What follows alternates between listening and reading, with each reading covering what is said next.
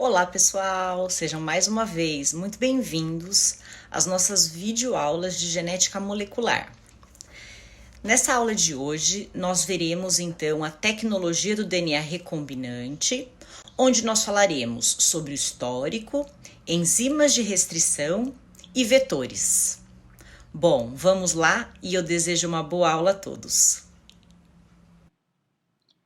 Bom, houve então três grandes acontecimentos na história da genética que marcaram a evolução da genética até a genética molecular.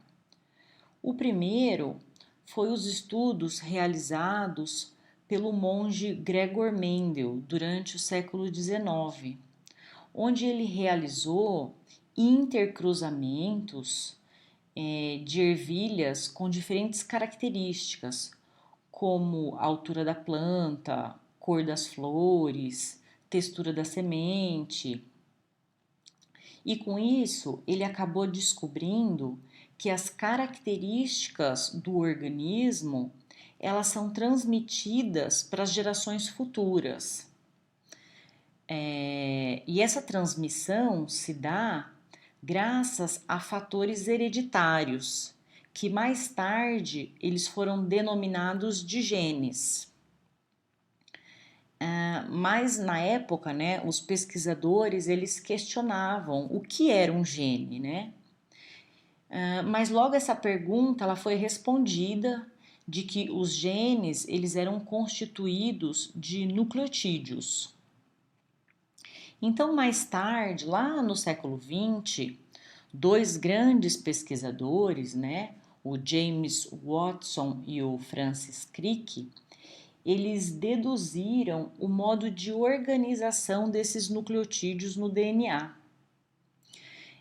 Então, eles identificaram que esses nucleotídeos eles estavam organizados em duas fitas em alfa-hélice e que os nucleotídeos estariam ligados uns aos outros por ligações fosfodiéster.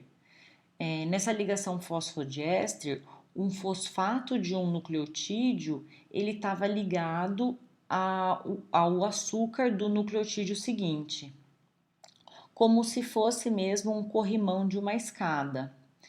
E os degraus, né, as ligações entre as bases, seriam então ligações de hidrogênio.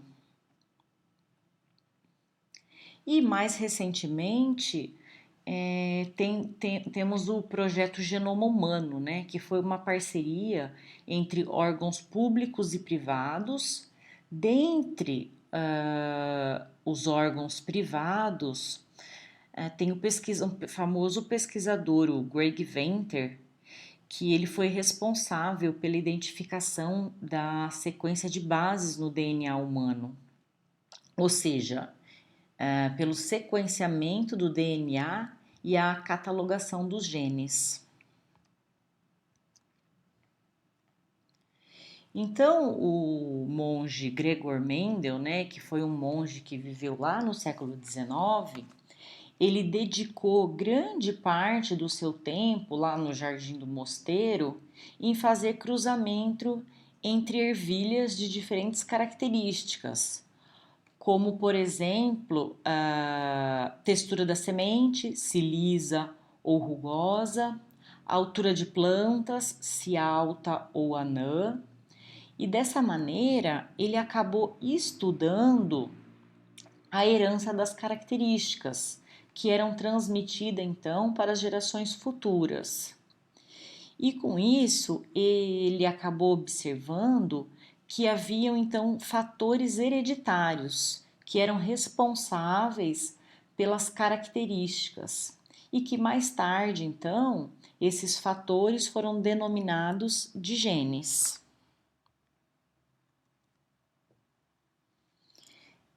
E Watson e Crick, né, eles demonstraram que os genes eles são constituídos de nucleotídeos.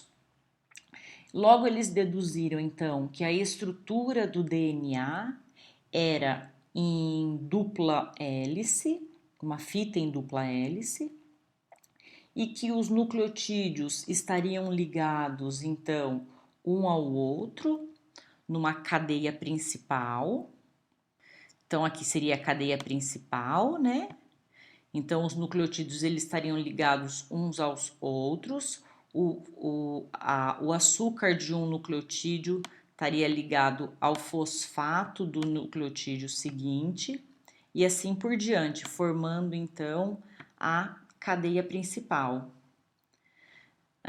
E entre as bases nitrogenadas estariam então as pontes de hidrogênio e aqui as ligações fosfodiéster. E mais atualmente o projeto Genoma Humano, que sequenciou o DNA humano, tendo como objetivo estudar como que os genes eles influenciam as características dos seres humanos e quanta variância genética existe na espécie humana. Então, isso foi já no século XXI e tiveram duas grandes publicações, uma na Science e uma na Nature.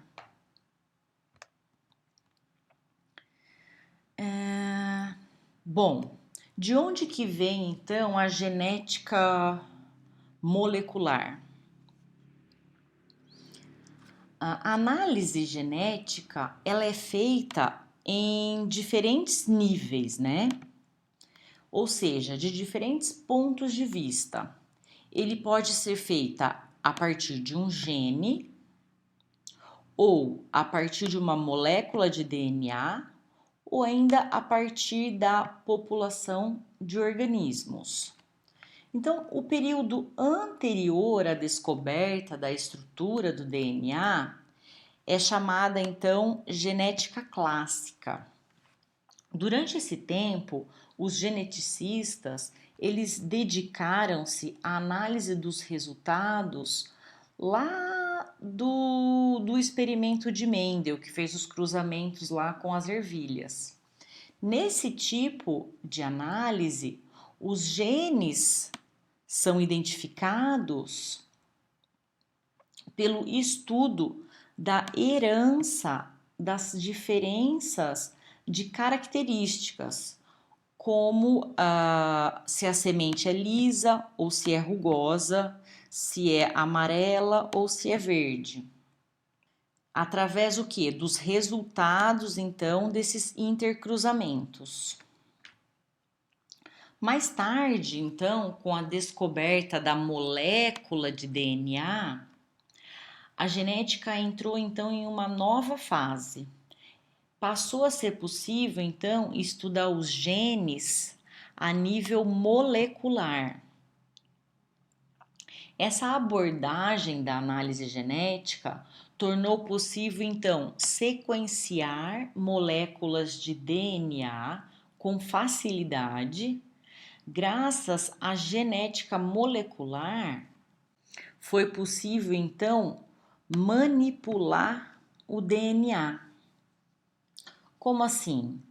Seria cortar moléculas de DNA, retirar genes, inserir em outra molécula de DNA, ou até mesmo retirar gene de um organismo e inserir em outro. Isso que é chamado, então, a tecnologia do DNA recombinante. Então, aqui a gente tem um exemplinho de uma bactéria, que é a Bacillus thuringiensis, que então é retirada uma parte do seu DNA, que é o gene de interesse, que é um gene responsável pela síntese de uma proteína, que essa proteína vai formar cristais no intestino da lagarta, levando essa lagarta à morte. Então, esse gene de interesse é inserido no DNA da planta e quando a lagarta se alimenta dessa planta, ela vai acabar então ingerindo essa molécula de DNA que vai ser responsável pela síntese dessa proteína que vai levar então a lagarta à morte. certo, pessoal? E um terceiro tipo de análise genética que imita Darwin, focando então na genética de populações inteiras. Então, indivíduos de uma mesma população, eles podem ter alelos diferentes para determinados genes, que torna então esses organismos geneticamente distintos uns dos outros. E aqui o desenho mostra uma mutação que acontece num gene, no gene responsável pela cor dos besouros. Então, essa mutação leva a uma mudança de cor. O besouro que era marrom, ele passa agora a ser verde. E com isso, os predadores, eles conseguem visualizar melhor esses besouros, fazendo então com que haja uma maior predação desses besouros. Dessa forma, acaba havendo então uma seleção dos mais aptos, que são os marrons. Essa mutação faz com que os besouros apresentem diferença nos alelos para o gene que confere cor. Mas nós não vamos entrar em detalhes nem quanto à genética de populações, nem quanto à genética clássica. O nosso foco aqui é a genética molecular e na aula de hoje nós vamos ver então ferramentas para a gente poder estudar a tecnologia do DNA recombinante. Então, durante a década de 1920, os cientistas eles acreditavam que os genes estavam localizados nos cromossomos e também sabiam que os cromossomos eram compostos por DNA e proteínas. Mas como o DNA era uma molécula tão simples quimicamente, eles acreditavam então que os genes deviam ser compostos por proteínas, que são moléculas mais complexas. Foi então quando um médico, o Fred Griffith, ele fez uma descoberta surpreendente. Foi quando ele estava estudando as bactérias Streptococcus, que causa pneumonia. Como os antibióticos naquela época eles ainda não tinham sido descobertos, a infecção por essa bactéria, né, pelo Streptococcus, que causa pneumonia, levava à morte. Ele observou que essas bactérias, quando cultivada em laboratório, elas se apresentavam de duas maneiras. Elas podiam se apresentar na forma patogênica, possuindo então colônias com característica lisa, que são as cepas S de smooth. Então, as bactérias patogênicas, quando injetadas em camundongos, levava o camundongo à morte e era isolado do sangue do camundongo bactérias que formavam então colônias lisa. E também era observado no laboratório a bactéria não patogênica, que ela formava colônias rugosas. Quando essas bactérias não patogênicas eram injetadas nos camundongos, os camundongos eles permaneciam saudáveis, não morriam, e era isolado do sangue do camundongo bactérias que apresentavam colônias rugosas. Quando ele pegou uma suspensão de bactérias patogênicas e aqueceu, causando então a morte dessas bactérias, quando injetada nos camundongos, os camundongos permaneciam saudáveis e não era isolada nenhuma bactéria do sangue dos camundongos. O próximo experimento, ele pegou então a suspensão de bactéria patogênica que foi aquecida pelo calor, a bactéria patogênica aquecida pelo calor, adicionada então da bactéria não patogênica. Ele observou que quando ele injetava essa mistura, os ratinhos contraíam então a infecção e levava à morte. E foi observado, né, foi isolado do sangue dos camundongos tanto bactérias de colônia lisa como bactérias de colônia rugosa. Então ele se perguntou, né, o que havia naquela bactéria, né, na suspensão da bactéria patogênica morta pelo calor, que fazia com que as bactérias não patogênicas gerassem então as bactérias patogênicas de colônia lisa que tinham sido mortas pelo calor, mas ele observou que elas estavam vivas dentro do ratinho e que o ratinho tinha morrido de pneumonia. É daí que surge então o princípio transformante, que havia alguma substância nas células, né, das bactérias patogênicas que podia transformar as células vivas das bactérias não patogênicas, surgindo então bactérias patogênicas vivas.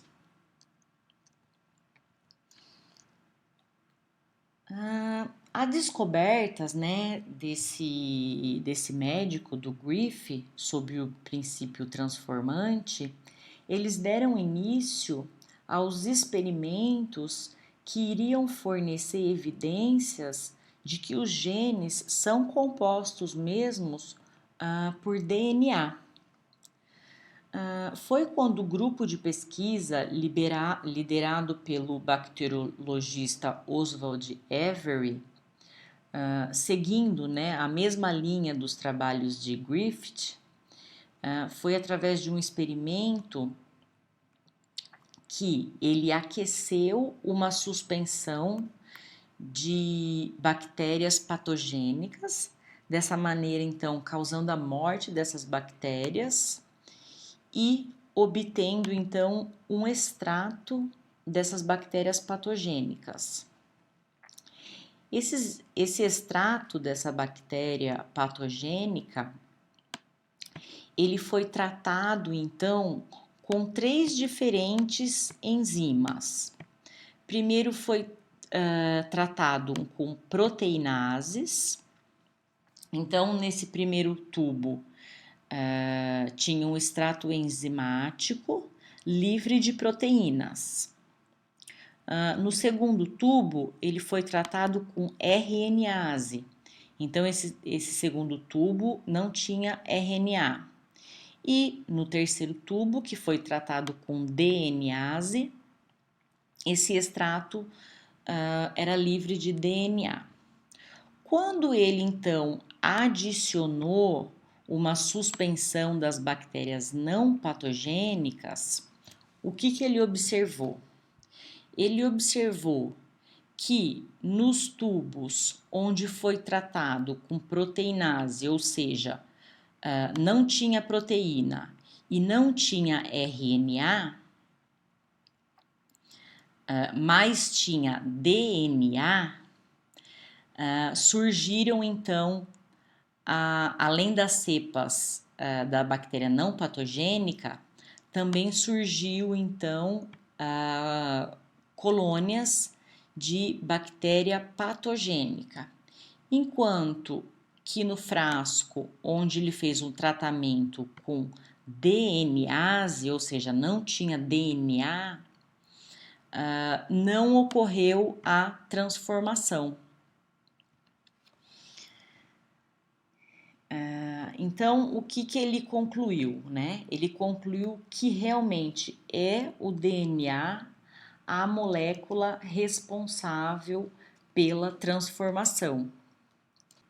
Então, e assim eles mostraram que o princípio transformante capaz, né, de transformar permanentemente a cepa de Pneumococcus não patogênica na forma patogênica era realmente o DNA. E essa então foi a primeira evidência de que o DNA poderia atuar então como material genético. No entanto, os cientistas da época, eles não se convenceram de que o DNA fosse um material hereditário. Eles questionaram os resultados do grupo de Avery, dizendo que talvez pudesse ter ocorrido alguma contaminação com proteínas.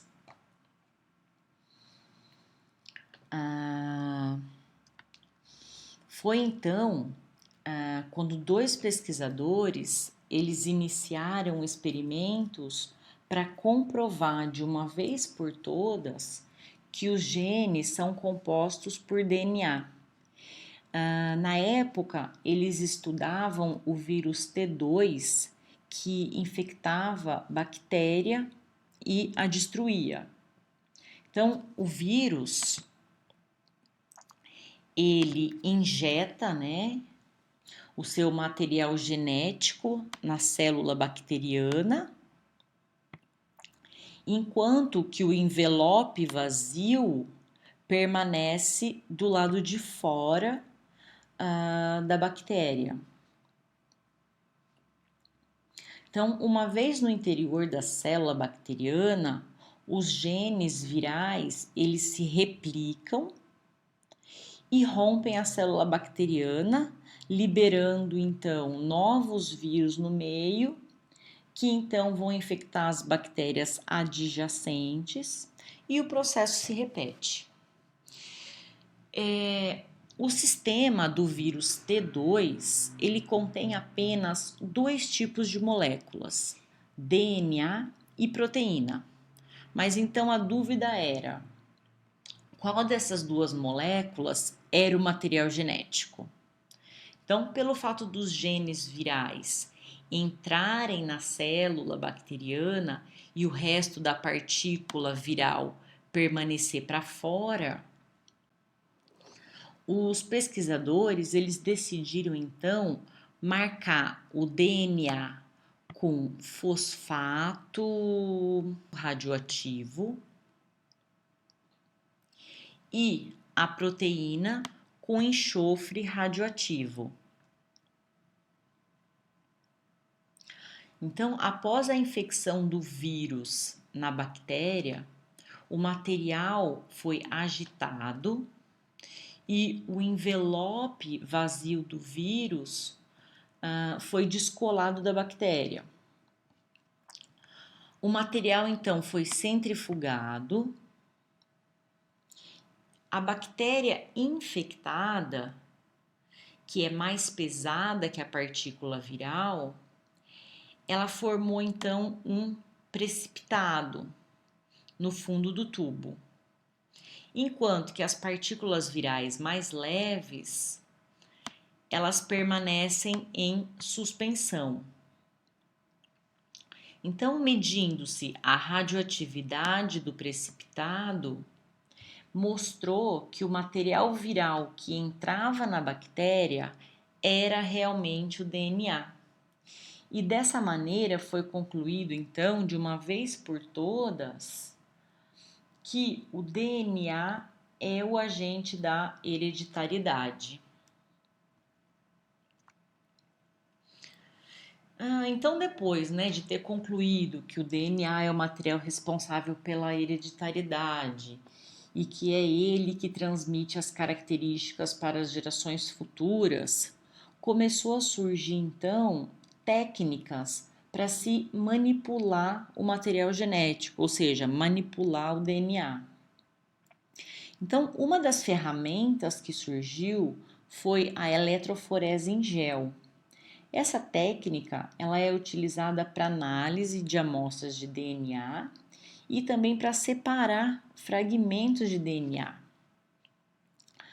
A eletroforese ela se baseia então na separação das moléculas lineares de DNA de acordo com o seu tamanho quando submetidas a um campo elétrico por meio de uma matriz de gel, que é um material poroso e inerte, semelhante a uma gelatina, e uma solução tampão que vai permitir então que o DNA migre através dos poros.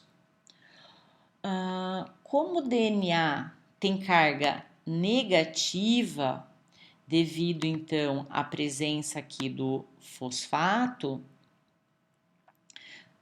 o DNA ele vai migrar do polo negativo para o polo positivo, quando submetido então à carga elétrica. E a matriz de gel, ela vai atuar como uma peneira, através da qual então as moléculas de DNA vão atravessar. Quando moléculas grandes, elas têm mais dificuldade de atravessar os poros do gel e, portanto, eles vão migrar mais lentamente. Enquanto que fragmentos menores, eles têm mais facilidade de deslocamento, então eles vão migrar por distâncias maiores. Então, após um período de migração ou período de corrida, que a gente chama, pelo gel, né? As moléculas de tamanhos diferentes, elas podem ser separadas, então, porque elas percorrem distâncias diferentes no gel. E, utilizando um marcador de peso molecular conhecido, é possível, então, identificar na nossa amostra que tamanho de fragmento corresponde em relação, então, ao nosso padrão. Então, por exemplo, esse fragmento aqui vai ter 700 pares de bases, enquanto esse fragmento aqui, que correu do polo negativo para o polo positivo, ele correu mais rápido, então ele é menor. Então, ele vai ter aqui em torno de 300 pares de bases. Então, imagine que nós temos uma amostra que tem diferentes, então aqui essa é a nossa amostra, que tem diferentes fragmentos de DNA com diferentes tamanhos. Então, a amostra ela é colocada aqui nos pocinhos do gel.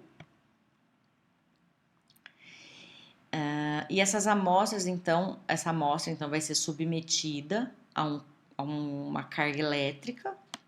Então, esses fragmentos de DNA eles vão correr do polo negativo para o polo positivo, já que o DNA tem carga negativa devido ao fosfato.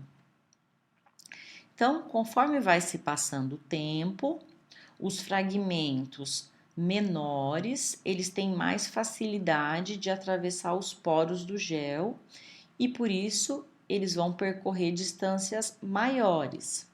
Enquanto que fragmentos maiores têm mais dificuldade de atravessar os poros do gel e por isso vão percorrer distâncias menores. Aí, no final da corrida, faz a aplicação de um corante fluorescente, que normalmente é o brometo de etídio, que ele vai se ligar ao DNA. Então, vai ser possível, então, ver as bandas correspondentes aos fragmentos de DNA e, usando um marcador de peso molecular padrão, é possível então fazer a correspondência e identificar então o tamanho daquele fragmento de DNA que foi obtido. As enzimas de restrição ou endonucleases de restrição, elas também surgiram como ferramentas para auxiliar na manipulação do DNA. Essas enzimas, elas cortam as moléculas de DNA com precisão. Elas reconhecem sequências específicas na molécula de DNA de fita dupla, conhecidas como sequências de reconhecimento ou sequências de restrição, e clivam então a molécula de DNA. Normalmente, essas sequências elas têm de 4 a 8 nucleotídeos de comprimento e geralmente são palindrômicas, ou seja, a sequência de reconhecimento de uma fita é idêntica à da outra quando lida, né, no sentido 5', 3'.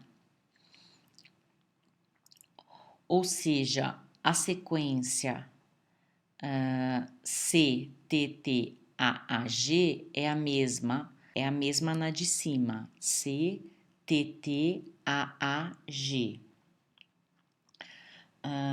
Aí vocês podem perguntar, né? Mas qual que é a finalidade dessas endonucleases ou enzimas de restrição no estudo da genética molecular? Então, uma das grandes aplicações dessas enzimas de restrição é que as moléculas de DNA que ocorrem naturalmente são tão longas e com isso fica difícil de ser manipuladas ou analisadas em laboratório. Então, só para vocês terem uma ideia, os cromossomos são moléculas únicas de DNA extremamente longas. Então, para estudar os genes, por exemplo, as longas moléculas de DNA das células devem ser clivadas, ou seja, quebradas em fragmentos menores que possam então ser manipulados. Isso pode ser feito então pelo uso das endonucleases de restrição, que vão clivar o DNA em determinadas regiões específicas pelo reconhecimento dessas sequências específicas, que são as sequências de reconhecimento. A enzima EcoR1, ela foi a primeira enzima de restrição encontrada em E. coli, por isso a denominação ECO, de Escherichia coli. R refere-se à estirpe e 1 porque foi a primeira enzima de restrição isolada de E. coli. Então, essa enzima, ela cliva a sequência 5', 3', GAATTG. E essa sequência ocorre numa frequência de a cada 4.000 pares de bases. Se tomarmos uma molécula de DNA com 6 cópias, 1, 2, 3, 4, 5, 6. Então, com 6 cópias dessa sequência encontrada então ao longo aqui da molécula de DNA, a EcoR1 pode clivar o DNA nesses 6 sítios, originando então 7 fragmentos com tamanhos que vai depender da distribuição desses sítios. Então, submetendo a molécula de DNA clivada com essa enzima EcoR1. A eletroforese, os 7 fragmentos, eles vão ser separados de acordo com seu tamanho. Então, como o DNA migra do polo negativo para o polo positivo, o fragmento de DNA mais próximo do polo positivo serão os menores, enquanto que os fragmentos mais próximos do polo negativo serão os maiores. Se essa mesma molécula de DNA fosse clivada por uma enzima de restrição diferente, por exemplo, a RIND3, que também reconhece um alvo aqui de 6 nucleotídeos de comprimento, 6 pares de bases, mas com uma sequência de reconhecimento diferente, a molécula de DNA seria clivada em posições diferentes e geraria, consequentemente, fragmentos de tamanhos diferentes. Então, além dessas enzimas de restrição diferirem quanto à sequência alvo, né, a sequência de restrição, elas também diferem quanto à natureza das extremidades de DNA que elas originam. A enzima HPA1, ela faz um corte reto, tá vendo? Gerando então extremidades cegas, que são chamadas. Então, ela vai clivar apenas as ligações fosfodiéster que estão na cadeia principal entre fosfato e açúcar.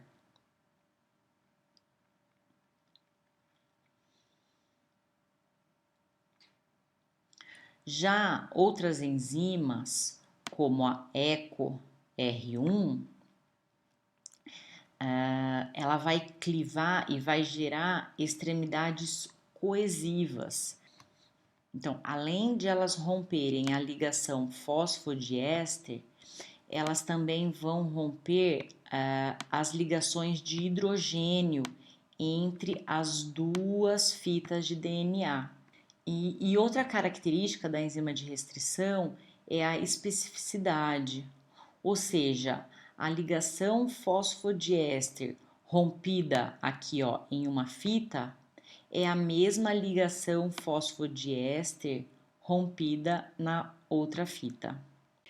Então aqui nós temos o resultado da eletroforese quando uma molécula de DNA ela é cortada por diferentes enzimas de restrição. Então em A nós temos uma molécula de DNA íntegra, intacta, que quando submetida então à eletroforese, ela vai dar uma banda única. E o tamanho dessa banda vai corresponder então ao tamanho da fita de DNA, que é de 6.000 pares de bases.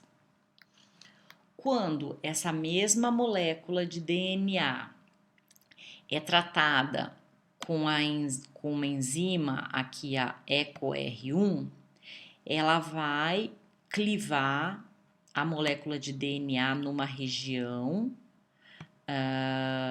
essa região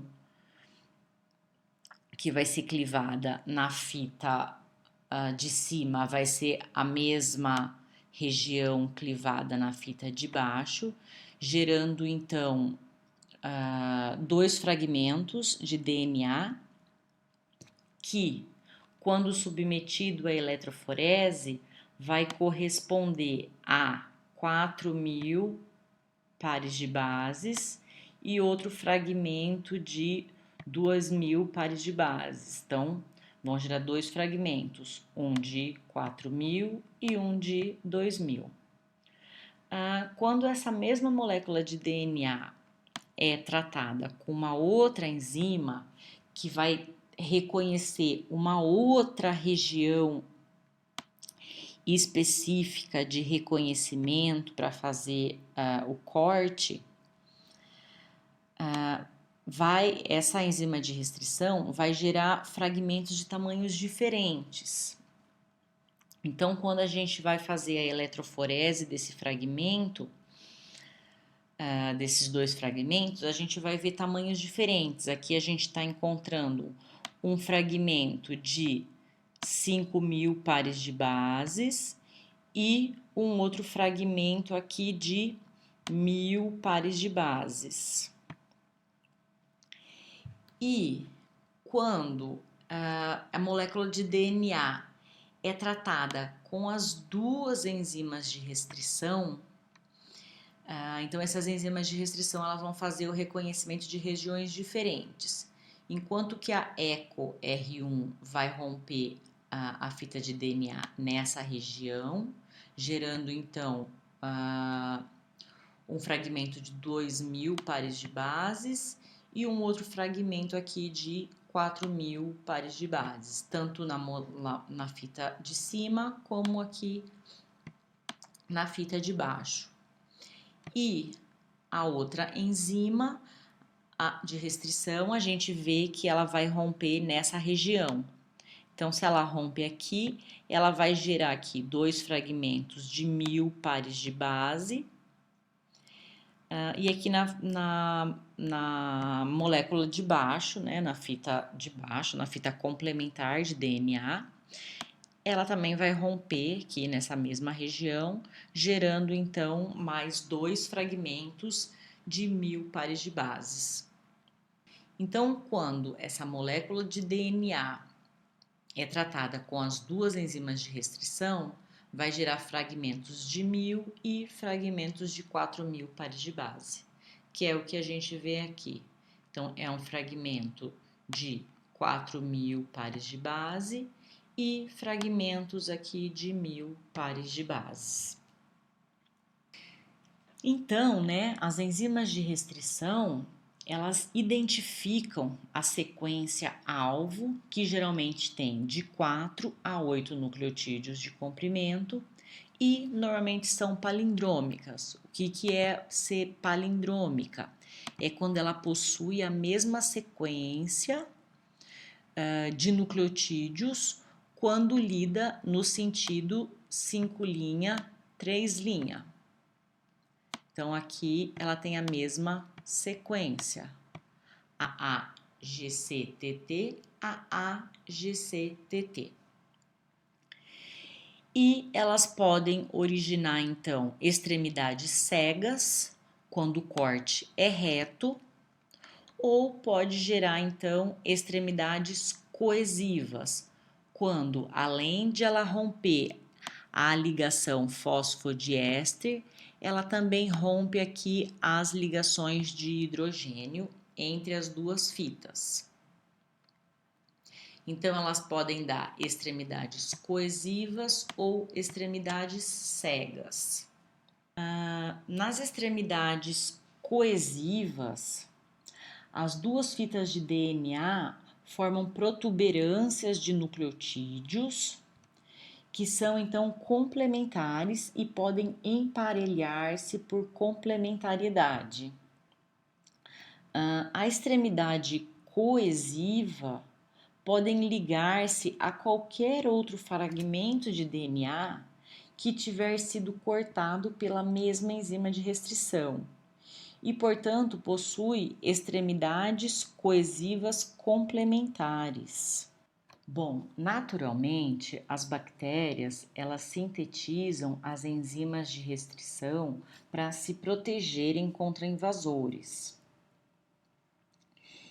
E para que essas enzimas de restrição não rompam seu próprio DNA, elas possuem então um sistema restrição-modificação. E como que esse sistema funciona? Então, quando uma bactéria ela é invadida por um vírus, a enzima de restrição, que vai ser responsável por clivar esse DNA viral e impedir então que o vírus se replique dentro da bactéria, então as bactérias elas também produzem uma enzima de modificação para cada enzima de restrição sintetizada, que vai proteger então o próprio DNA da bactéria da clivagem. Então, a enzima de modificação, ela vai proteger o DNA da bactéria contra a atividade da enzima de restrição. E de que maneira que a enzima de modificação trabalha? Por ela ser uma metilase, ela adiciona um grupo metil, normalmente na região aqui de reconhecimento da enzima de restrição.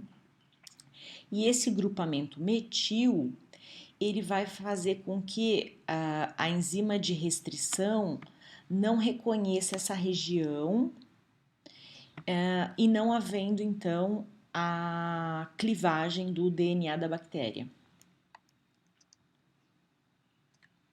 Então, além das enzimas de restrição, uma outra enzima também é necessária para fazer a manipulação do DNA, que é a DNA ligase, que é a mesma enzima usada durante a replicação para fazer a união dos fragmentos de Okazaki.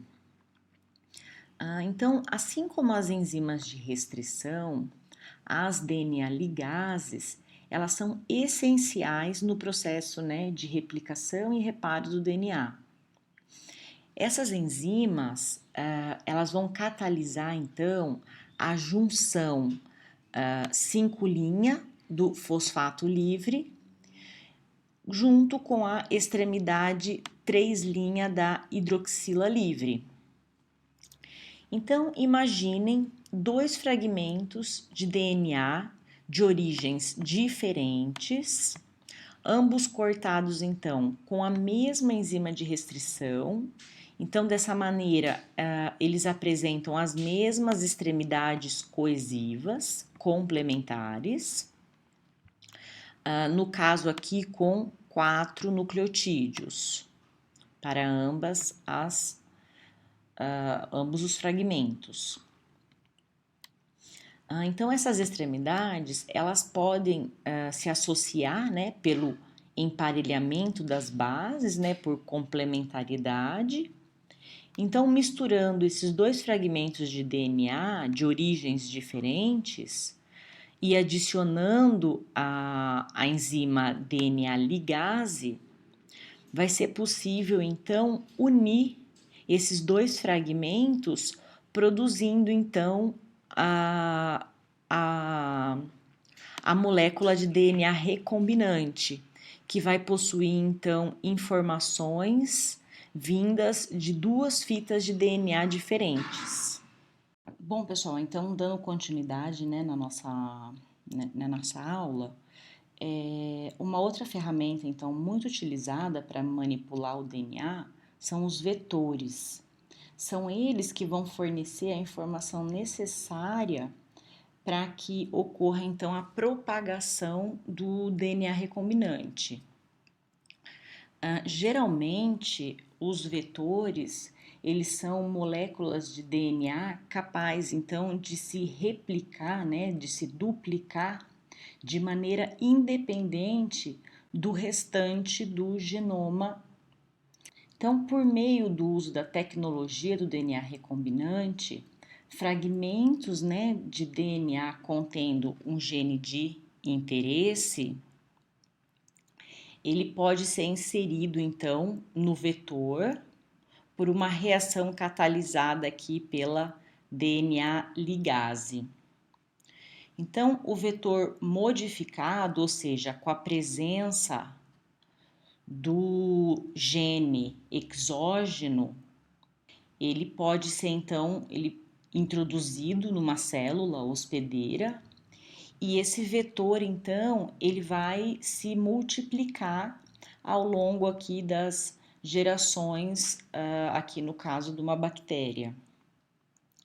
Então, tanto o vetor quanto o DNA, inserido, né, o DNA de interesse que foi inserido, eles devem ser digeridos, tratados, né, clivados com a mesma enzima de restrição para que gerem extremidades coesivas que sejam complementares para que quando fizer a hibridação ocorra a junção do DNA exógeno juntamente então com o vetor.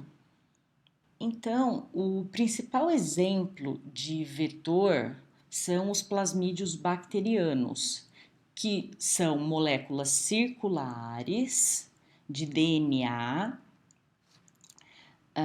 Então, os plasmídios, eles têm de 1.000 a 3.000 pares de bases aqui de circunferência, e eles estão separados, né? Eles são independentes do cromossomo da célula.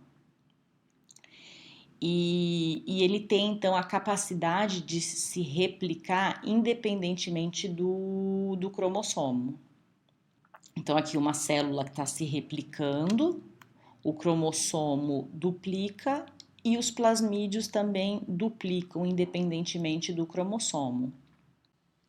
Então, os plasmídios, eles contêm 3 regiões essenciais para a replicação. A primeira é a origem de replicação.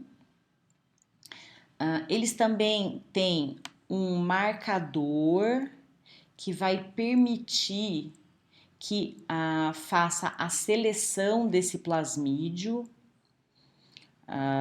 ao antibiótico, né, que ele é resistente, e uma região onde vão ser inseridos os fragmentos de DNA exógeno, né, o DNA externo. E a versatilidade do plasmídio, ela pode ser aumentada quando se adiciona um sítio de ligação múltipla. Então, o que é esse sítio de ligação múltipla? É uma região que foi inserida artificialmente no plasmídio, e nessa região vão ter sequências específicas para várias enzimas de restrição, sendo que essas sequências específicas que foram inseridas aqui nessa região, elas só estão presentes, elas são únicas, né? Elas só estão presentes uma vez em todo o plasmídio. Então, quem utiliza muito, né, quem se trabalha muito com plasmídio, então, com um plasmídio, é possível, então, utilizar várias enzimas de restrição. Alguns plasmídios ainda podem conter o gene reporter, né? O que são esses genes reporter? Eles possibilitam a distinção entre bactérias que carregam, né, esse DNA exógeno daquelas bactérias que têm o plasmídio vazio, sem o DNA.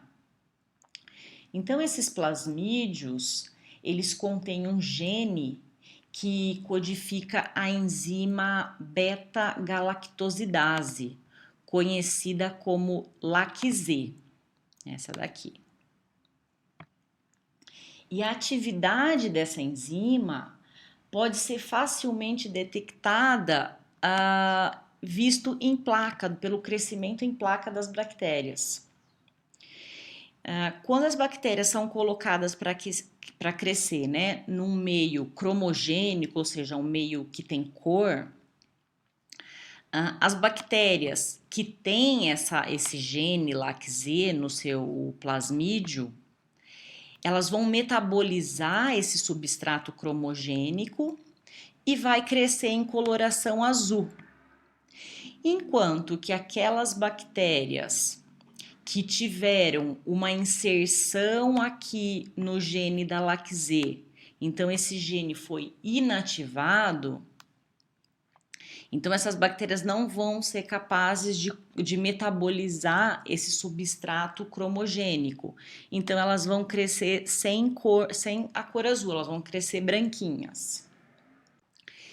Então, os vetores, eles têm 3 características essenciais, que são a região de origem, onde vai ocorrer a replicação desse plasmídio, a marca de seleção, que é um gene responsável pela resistência a algum antibiótico, que quando a bactéria ou micro-organismo que contém o plasmídio, que tem essa marca de seleção, então vai ser feita a seleção em placa. Então o micro-organismo, a bactéria que crescer na placa, é porque ela tem essa marca de seleção.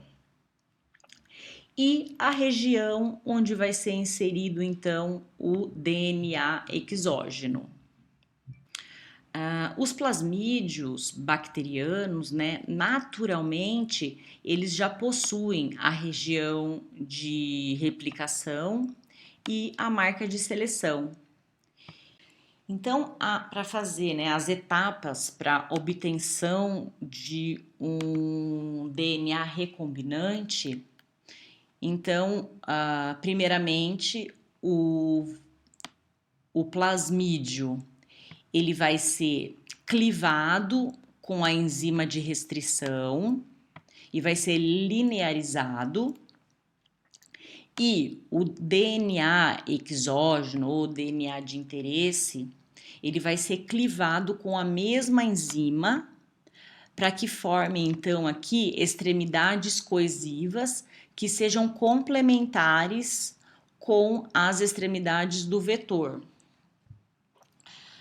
Normalmente no laboratório o que a gente faz, para que não ocorra a junção novamente aqui das extremidades do vetor, o que é comum fazer é aumentar a quantidade desse DNA exógeno para que aumente a eficiência da transformação. Então é misturado o DNA exógeno com o plasmídio, na presença então da DNA ligase, e vai ocorrer aqui então a junção das extremidades coesivas, complementares.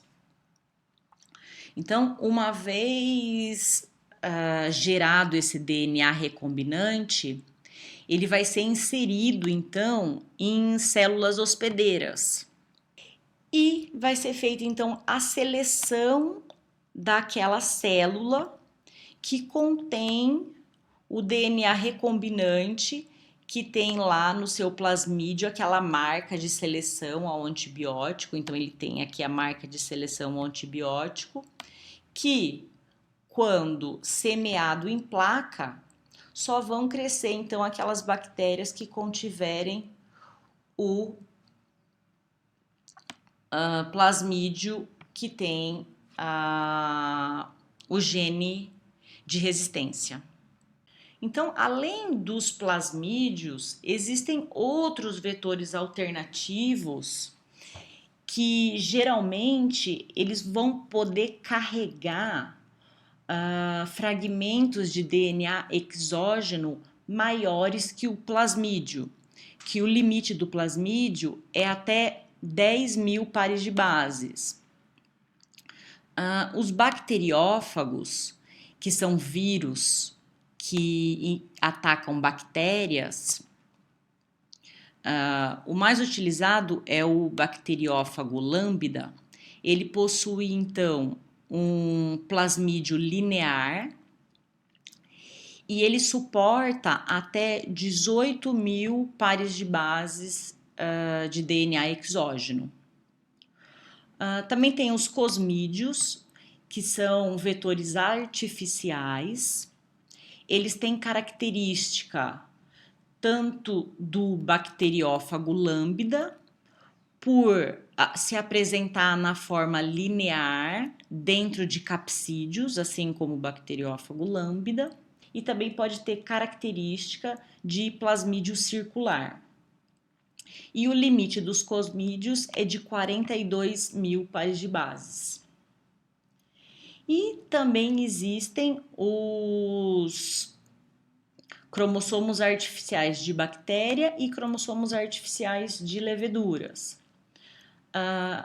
Eles suportam, os de bactéria suportam até 300 mil pares de bases e os cromossomos artificiais de levedura suportam até 1 milhão de pares de bases.